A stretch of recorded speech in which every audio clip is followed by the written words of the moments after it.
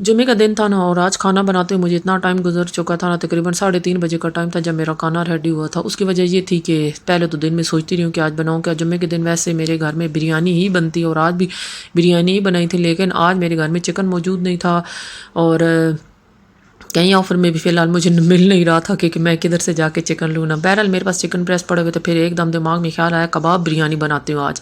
कोफ्ता बिरयानी भी लोगों ने ट्राई की हुई है और अंडा और कबाब बिरयानी आज बना कर देखती हूँ ना। तो चिकन ब्रेस्ट मेरे पास पड़ा हुआ था और इसकी रेसिपी जो है ना मैंने अपने शॉर्ट में अपलोड करूँगी, वहाँ से अगर किसी को चाहिए तो आप लोग ना शॉर्ट पर जाके इसकी रेसिपी देख लीजिएगा। यकीन करें इतना लजीज ये बना था और इसका मसाला बिल्कुल रच बस गया था चावलों के अंदर और कबाब बिल्कुल मुंह में घुल जाने वाले बने थे। कबाब मेरे कोई टूटे फूटे नहीं है, जैसे ना लोगों के कहते हैं कि कोफ्ता हो या कुछ भी, ये कबाब वगैरह तो ये नरम हो जाते हैं, टूट जाते हैं, कुछ भी नहीं। इसकी फुल रेसिपी मैं शॉर्ट में अपलोड करूँगी, आप लोग ज़रूर देखिएगा।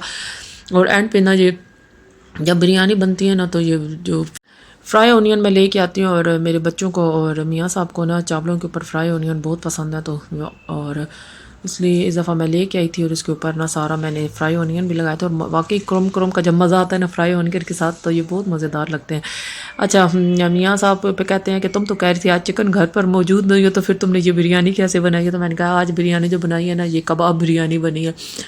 तो बच्चे भी आज हैरान थे कि मामा कोफ्ता बिरयानी भी आप बनाती हैं और चिकन बिरयानी भी बनाती है, ये कबाब बिरयानी क्या होती है ना। तो बहरहाल लेकिन उन बच्चों ने भी बहुत शौक सिखाई थी और जुम्मे का दिन मकसद ये था कि बिरयानी बच्चों को चाहिए, चाहे सब्जियों की क्यों ना होती। अगर मेरे पास सब्जियां रखी होती तो मैं शायद सब्जियों की बिरयानी बना लेती, लेकिन वही बात सब्जियां बच्चे खाते नहीं हैं। और आज इस बिरयानी में मैंने आलू भी नहीं डाले थे। तो अना भी पूछ रही थी कि मामा इसमें आपने आलू क्यों नहीं डाले, तो मैं उसको बता रही थी कि आज अंडा कबाब बिरयानी है, इसलिए इसके अंदर मैंने ना बिरयानी वगैरह आलू वगैरह नहीं डाले। तो रमज़ान की कुछ तैयारियां भी मुझे करनी है, मुझे क्रॉकरी वगैरह लेके आनी है। मियाँ साहब को कितने दिन से कह रही थी कि चलें, अभी रमज़ान करीब आने वाला है तो अभी मैंने बहुत सारी चीज़ें लेनी है रमज़ान के लिए। तो मियाँ साहब कहते हैं कि अभी मुझे आफत में बहुत ज़्यादा काम है, तो फ्री हो के तो इंशाल्लाह फिर तो मैं लेके जाऊँगा। और खाना वगैरह खाने के बाद जो सबसे पहले काम होता है ना वो सफाई सुथराई का होता है किचन के। अव्वल तो जब मैं बिरयानी बना रही थी तो आधे से ज़्यादा मैंने सफाई वगैरह कर ली थी और बर्तन वगैरह सारे मैंने धो धा लिए थे और अभी उन बर्तनों को ना लगाना बाकी था ना, क्योंकि सुखाने के लिए रख दिए थे। एकदम अगर लगाए ना बर्तन तो वो सारे पानी जितने भी टोकरियाँ वगैरह ना उसके ऊपर गिरते हैं तो सारा वो जंग वगैरह लग जाता है, इसलिए मैं सुखा के रखती हूँ। फिर चूल्हे की जो सफाई आती है ना, और ये चूल्हा जो है ना बड़ा ही इसको साफ़ सुथरा रखना पड़ता है। मियाँ साहब ने कहा कि अब तो मैं लेके तो दिया है, ले इसकी मैं देखता हूँ कि तुम जो है ना इसकी सफाई कितनी रखती हो। तो अब मैं जब भी खाना बनाऊँ, इवन मेरे घर में चाय भी बने तो इस चूल्हे को जो है वो फ़ौरन मैं साफ़ सुथरा कर देती हूँ इसके। तो बच्चों को भी यही बोला हुआ है कि जब भी किचन में कोई काम करो ना तो लाजमी चूल्हे को साफ़ सुथरा करके निकलना है, क्योंकि बाबा का सख्ती से ऑर्डर है कि इस चूल्हे को साफ़ सुथरा रखना है। अव्वल तो मैं साफ़ ही रखती हूँ, लेकिन बच्चे कभी कभी जो है वो लापरवाही कर जाते हैं। लेकिन ये है कि बच्चों को भी बोला हुआ। अच्छा, छींटे इतने बिरयानी बनाते हुए ना छींटे वगैरह इतनी पड़ी थी इसके ऊपर, वो जब सालन भूनने में आता है ना तो छींटे इसकी पड़ी हुई थी। एक बार मैंने साफ़ किया था, अब दोबारा फिर उसको साफ़ कर रही थी। और शाम का भी टाइम हो गया था और बर्तन लगाने का भी टाइम आ गया, तकरीबन 3:45 का टाइम था। और इतने में मुझे ना अजान की भी आवाज़ आ रही थी कि चलो जी असर हो गया। और आज तो खाना खाते ही वाकई बहुत लेट हो गया था और बर्तन जो बिरयानी मैंने बनाई थी इतने ढेर बर्तन जो मैं साथ साथ दो दो के रखती रही थी ना, सो अब इनको अपनी जगह पे रखने का भी टाइम आ गया था। और कुछ बर्तन अभी पड़े हुए थे, खाने वगैरह के जो बर्तन थे वो अभी कमरे में पड़े हुए थे। बच्चों को बोल रही थी कि वो भी ले के आओ बर्तन वगैरह ताकि सेट हो जाए बर्तन ना।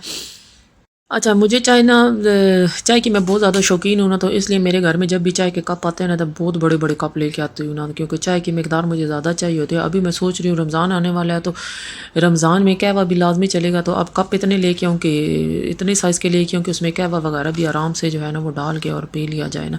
और इसके लिए मुझे टोकरी भी लेके आनी है वक्त हाल। तो मैंने ट्रे इसके ऊपर रखी हुई है, तो ट्रे से ही साथ जो है ना वो बर्तन धो के रखती हूँ, तो ट्रे के ऊपर रख देती हूँ।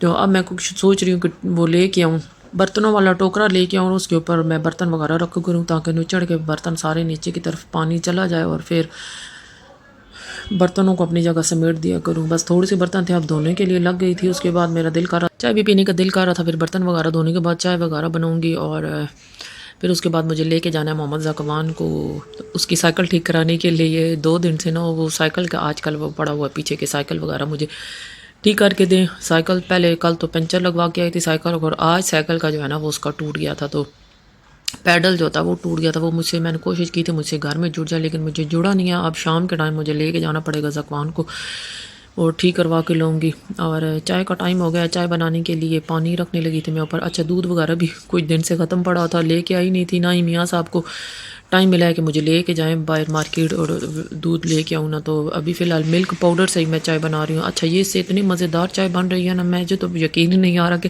ملک پاؤڈر سے بھی اتنے مزے کی چائے بنے گی. ورنہ میں نے جب ملک پاؤڈر والے دودھ سے نا چائے بنائی ہے نا تو ایک اسمیل سی آتی تھی اور پاؤڈر کا ٹیسٹ بھی آتا تھا.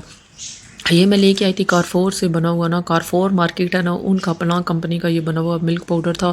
تو یہ میں نے فی الحال اس سے میں نے بنایا تھا کھویا، بنایا تھا کھویا میرا بہت زبردست بنا تھا. اور پھر اس سے میں نے رس ملائی بھی بنائی تھی، وہ بھی بہت زبردست بنی تھی. اور آج 3-4 دن سے نا اسی سے میں چائے بنا رہی ہوں.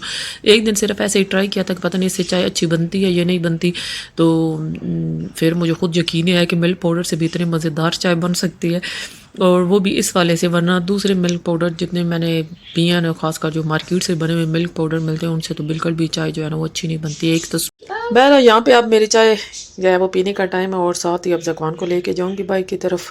اور آج مٹھو یہ والا جو ہے نا وہ زکوان کے ساتھ بڑا ہی گھل مل رہا ہے، اور زکوان بھی بڑا خوش ہے کہ مجھ سے پیار ہو گیا اس مٹھو کو. بہرحال آپ لوگوں سے اجازت چاہتی ہوں، پلیز جاتے جاتے چینل کو لائک کمنٹ سبسکرائب ضرور کیجیے گا. انشاءاللہ حاضر ہوں نیکسٹ ولاگ کے ساتھ. اللہ حافظ.